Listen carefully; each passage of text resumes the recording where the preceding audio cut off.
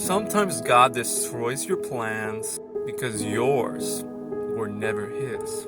And just like me, there may come a point in your life where your life just does a 180. Why am I the way I am? So the partner that treated me wrongly for months after the breakup, there were a lot of narcissistic tendencies and moments. Lies, ghosting, avoidant behavior, gaslighting, victim narratives to try and twist the guilt. But still, for months I tried to help her through psychology, through morality lessons, 70 plus reflections, long written reflections. I studied and even some spiritual stuff, which is where I started to begin through tarot. And with my teachings, I feel like I definitely helped in some way. I noticed it, but not enough, because only God can truly transform. But with my teachings, I definitely did help others as they told me. So it was all worth it.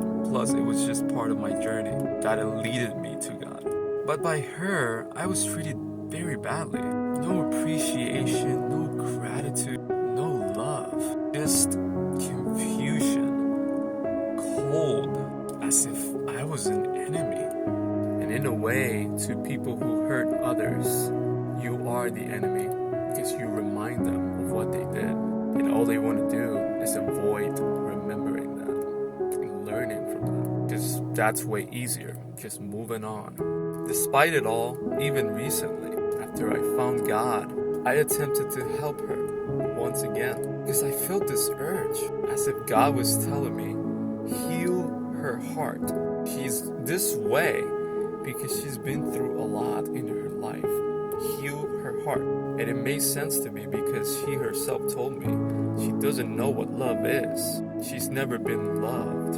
And if you've never been loved and you don't understand love and the responsibility of it, then all you do is hurt.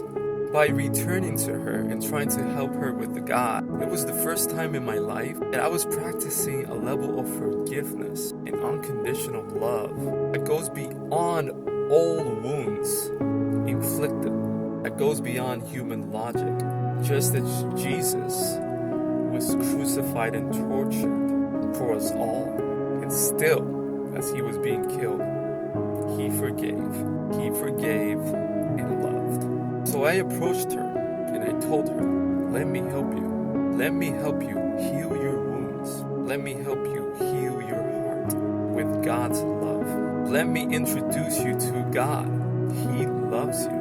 But unfortunately, once again, she denied me. Once again, she insulted me and then blocked me. But I was left with an oddly satisfied feeling, with a sense of peace. A peace of, I know I've given my all. Now it's in your hands, God. I can't even talk to her. And I feel proud that I obeyed God above worldly ego, negative emotions, as a response to all the pain she had caused me for many months. There's a phrase that says, hurt people, and healed people, heal people. So my actions went further, just wanting to help with worldly knowledge. I now wanted to heal beyond my own pain, and therefore I knew I was healed myself. And as she blocked me, I felt no hate, just sadness. Because I know she's hurting in her own way. It's simple. To truly love, you have to understand God. And ideally, you have to meet Him, have a relationship with Him. But it did keep me thinking about myself. When my friend had asked, why are you this way? Even before knowing God, I was helping her. Why did I do that? Was I fooling myself? Was I not being honest with myself? Was I a hypocrite? Was I helping her just because I wanted something from her in return? Why did I tolerate so much? For what? Is there a void in me? Well, there was. The void was God. In my entire life, I had never had an instance in a relationship of being broken up and still trying to help, which was the closest I've ever been to unconditional love. And even though I didn't receive anything back, the one that answered my unconditional love was God. But in terms of worldly voids, all my life, I thought it was something wrong with me. Like I had bad luck, picking the wrong people, loving the wrong people, never experiencing true love that lasted. The world made me question my decisions, made me question myself, feeling like I was always picking wrong, so there had to be something wrong with me. I've also had some friends who I've met online who I met through my singing post on Facebook because I love singing, and they were fans, and they're way younger than me. They were like daughters to me. Some of them still are. In that way, I kind of raised them, and I'm proud of them, like a father. And some people of the world made me feel weird for that. But my friends know, and I know, there's nothing inappropriate. So what is it? It's all love. I love helping. I love teaching.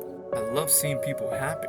And in my life, I've been so lonely so many times, I've so lost, that when I see that in others, it feels like I'm helping myself. But there's a deeper reason. I myself have been abandoned so many times, and I never really found anyone like me. Still, and I wondered, am I just not enough? Am I boring? Am I just not trying hard enough? And I kept being abandoned over and over, but I just kept on loving, with no fear, despite the scars that would eventually be reopened again by the next person that would disappear. Even to those who gave me nothing, I would try. It would always be disproportionate in effort. And with everything the media says and that the world teaches about love and about justice, it made me feel like an idiot. Like I was desperate for doing more and for giving more than I received. The world says that those who have self-love don't give their love and kindness to just anyone. They protect their time. They're selective. No matter how many times I tried, I can never get myself to be like that. It was just in my nature to help, no matter what, even though it hurt, that I wouldn't get anything back. And if I tried to be anything else, it just didn't feel right. It didn't feel natural. It didn't feel right in my heart. Even though my mind would shame me, and the world would make me feel weak, like I needed others. It was the contrary. I've always been strong, and others needed me, not me them. They just learned from me and left. And I was still strong enough to want to teach again. It got to a point where it felt inevitable they would leave. Anyone knew it felt inevitable they would leave. Because they did. They always did. I was so used to it. But like, what did I actually have to lose? If it's something you get used to, right? It's your way of life already. What do you have to lose? I was used to being alone. That's the good part. All the betrayal, all the abandonment got me used to being alone. And I like being alone. But my reality for all my life was enjoy the moment with the people in the moment who care while they do. But eventually, accept that they'll leave anyway. So never get too attached, but never deny yourself the opportunity to live. Just because you've been hurt, just because you always inevitably end up alone. Through it all, without knowing, God was making me strong, very strong. Because without even knowing God, without even knowing why I was the way I was, I just was, and I never stopped. If anything, I just grew to be more loving. And there's a reason for that. Because I could have made a different choice at any point, choose to be better and become a different person, but I didn't. Without even believing in God for 28 years, I chose to be that way. But why? Well, because I already knew, though not yet aware, that I was already a pastor. And I've always been. It was always my instinct to guide. It was always my nature to love. It was always in my heart to help, to teach, to protect. Even though not in a loud way, especially in person. I've always been about a pastor protecting his sheep. So to answer my friend who questioned why I am the way I am, well, because God intends me to be a pastor, and it's gonna be in my nature. I'll finish it in part 3. Much love.